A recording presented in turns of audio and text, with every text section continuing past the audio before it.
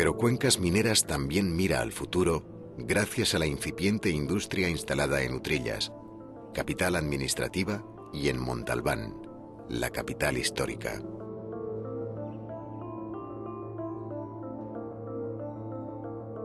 A orillas del río Martín, sacralizado desde tiempos ancestrales, entre pinares, choperas y la gran mole de Santa Bárbara, se encuentra Montalbán.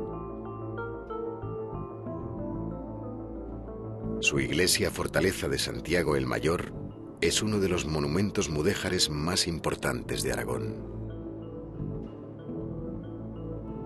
Casas solariegas, miradores y callejones abiertos señalan el rico pasado medieval de la villa, que fue sede de la encomienda de la Orden de Santiago en la Corona de Aragón.